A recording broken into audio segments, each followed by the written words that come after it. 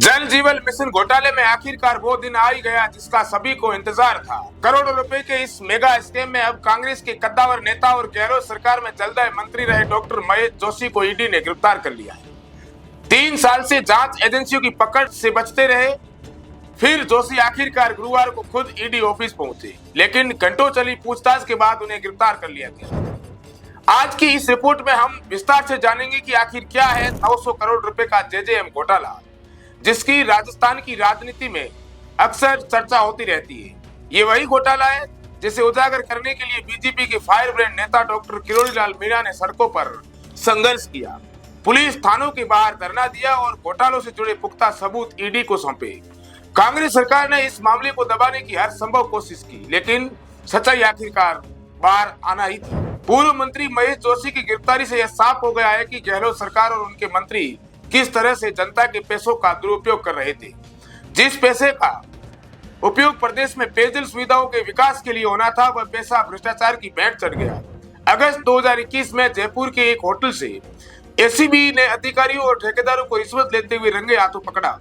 यहीं से इस घोटाले की परतें खुलनी शुरू हुई।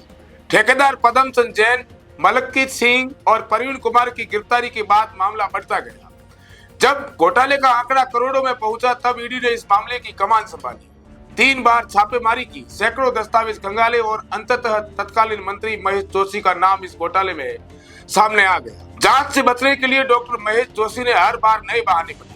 कभी बीमारी का हवाला दिया, कभी दस्तावेज जुटाने की बात कही, तो कभी दिल्ली जाकर अस्पताल में भर्ती हो गए। लेकिन जब ईडी ने पूछताछ का आखिरी मौका दिया तो उन्हें पेश होना पड़ा और अंततः ईडी ने उन्हें गिरफ्तार कर लिया। अब समझते हैं कि आखिर 900 करोड़ रुपए का जेजेएम घोटाला क्या है।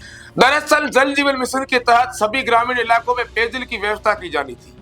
इसके लिए राज्य सरकार और केंद्र सरकार को 50-50% खर्च करना था। इस योजना के तहत डीआई यानी कि डक्टाइल आयरन पाइपलाइन डालनी थी, लेकिन इसके स्थान पर एचडीपी पाइपलाइन डाल दी गई।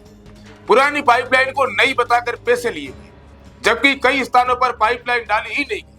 आज भी कई किलोमीटर तक पानी की पाइपलाइन गायब है, लेकिन ठेकेदारों ने जलदाय विभाग के अधिकारियों के साथ मिलकर इसका पैसा उठा लिया।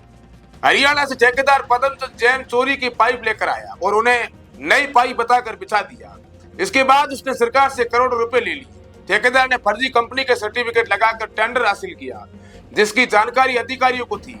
इसके बावजूद उसे टेंडर दिया गया, क्योंकि वह एक राजनेता का करीबी दोस्त था। इस तरह जिस पैसे से ग्रामीण इलाकों में पानी पहुंचना था, वह पैसा ठेकेदारों और नेताओं की जेब में चला गया। अब सवाल यह है कि क्या आगे जांच बढ़ेगी, क्या बाकी दोषियों पर कार्रवाई होगी, या यह गिरफ्तारी महज एक राजनीतिक मोहरा बनकर रह जाएगी। इन सवालों के जवाब जल्द सामने आएंगे, लेकिन एक बात तो साफ है कि पूर्व मंत्री महेश जोशी की गिरफ्तारी ने राजस्थान की राजनीति में भूचाल ला दिया है।